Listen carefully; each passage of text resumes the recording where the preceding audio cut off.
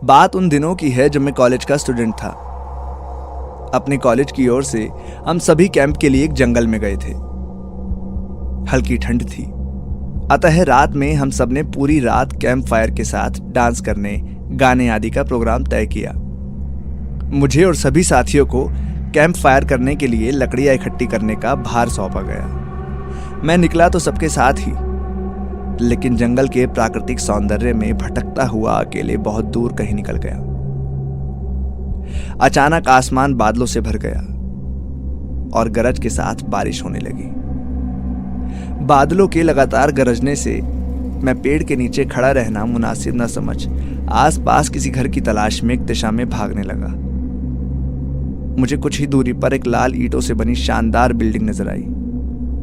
Building रोशनी से पूरी नहाई हुई थी और उसमें ढेर सारे लोग हैं, ऐसा दूर से ही लग रहा था।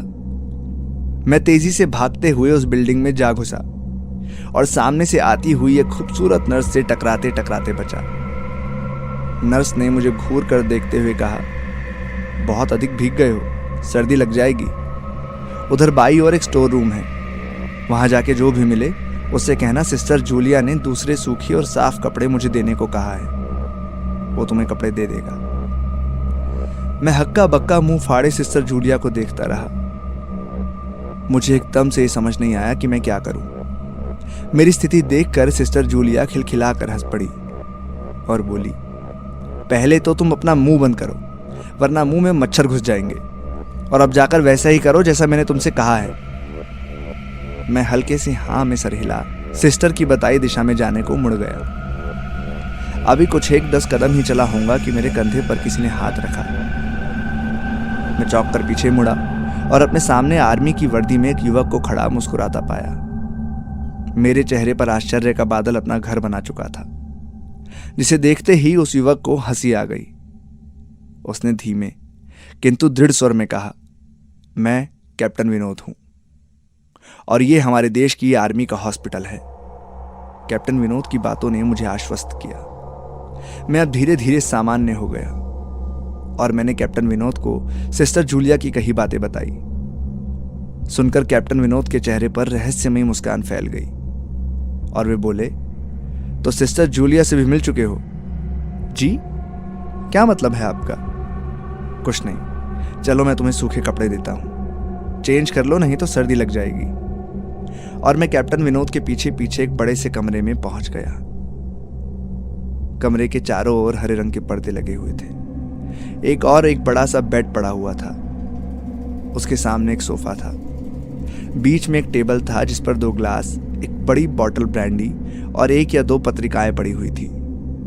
कमरे के एक कोने में एक बड़ी सी अलमारी थी, जिसमें से कैप्टन विनोद ने एक आसमानी रंग का कुर्ता पजामा निकाल कर मुझे दिया और कमरे से लगे बाथरूम की ओर इशारा किया। मैं बाथरूम से कपड़े चेंज कर जैसे ही निकलने लगा, मेरी नजर बाथरूम की एक दीवार पे पड़ी। वो खून की छींटों से भरी हुई थी। ये देखकर मैं घबरा गया और जल्दी से बाहर निकलने को मुड़ा कि बाथरूम में लगे आईने में खुद को ही देखकर चौंक गया। आईने में मेरा पूरा शरीर तो नजर आ रहा था, लेकिन मेरे शरीर पर से मेरा सर गायब था। अब मुझे डर लगने लगा और मैं हड़बड़ा कर बाथरूम से निकल गया। मुझे इस तरह बाहर निकलते देख कैप्टन विनोद ने हंसकर पूछा, क्या हुआ? अरे हाँ, तुमने तो मुझे अब तक अपना नाम ही नहीं बताया। जी, मेरा नाम सोमेश है, लेकिन मैं यहाँ बिल्कुल नहीं रुकूंगा, मैं जा रहा हूँ। कहाँ जाओगे? बाहर बहुत तेज बारिश हो रही है। लेकिन तुम जाना क्यों चाहने लगे?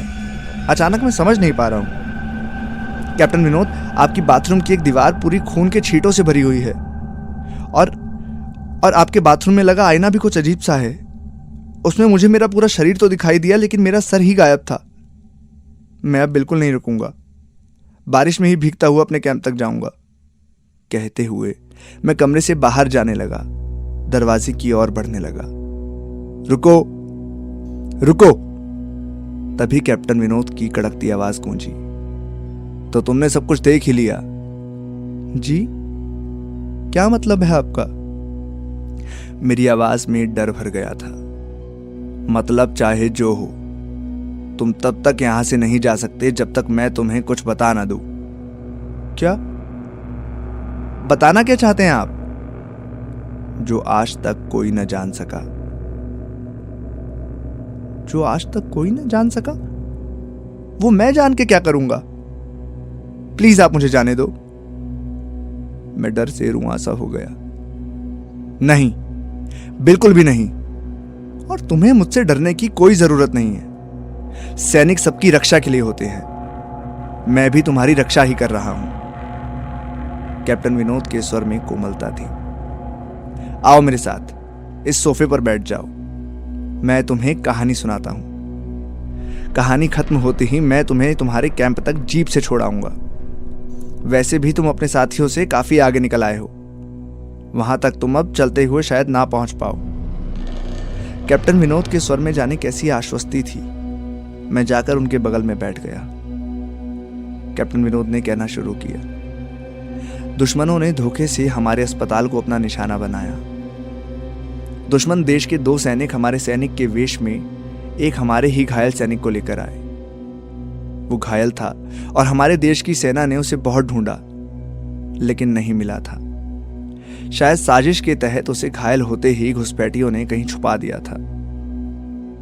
अचानक अपने खोए सैनिक को अपने हॉस्पिटल में पा सभी खुश हो गए और बिना अधिक पड़ताल किए हॉस्पिटल के गेस्ट रूम में घायल को लेकर आने वाले छल भेषधारियों को ठहरने की इजाजत दे दी गई।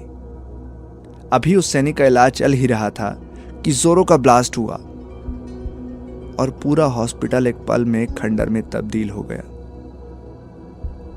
लेकिन हॉस्पिटल तो अपनी शानदार स्थिति में खड़ा है कैप्टन।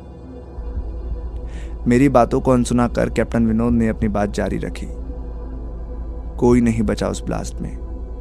दीवार पर पड़े खून के छींटे भी उसी ब्लास्ट में मारे गए हॉस्पिटल के कर्मचारी के हैं।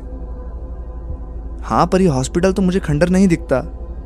जवाब में कैप्टन विनोद के चेहरे पर रहस्यमयी मुस्कान फैल गई और उनका चेहरा अजीब से भावों से भर गया। मैं उनके चेहरे को देखकर अंदर से दहल गया। फिर भी मैंने हिम्मत कर पूछा, आप उस ब्लास्ट में बच कैसे गए? सुनते ही कैप्टन विनोद ठाका लगाकर हंस पड़े और मुझ पर एक भरपूर नजर डालते हुए कहा, यह कहानी आज से लगभग 10 साल पहले की है और मैं तो आज से 50 साल पहले मर चुका हूं। इसके आगे उन्होंने क्या कहा मुझे कुछ नहीं मालूम। चेहरे पर गीलेपन का एहसास जब काफी हुआ तो मैं जैसे नींद से जागा। मुझे घेरे हुए मेरे सभी सहपाठी और टीचर खड़े थे। मेरी आंख खुलते ही मेरे सर ने कहा, थैंक गॉड तुम्हें होश आ गया। तो क्या मैं बेहोश था? हां, तुम जंगल में जाने कहां भटक गए थे। जब सभी लौट आए तो तुम नहीं आए, तो हम सभी मिलकर तुम्हें ढूंढने लगे।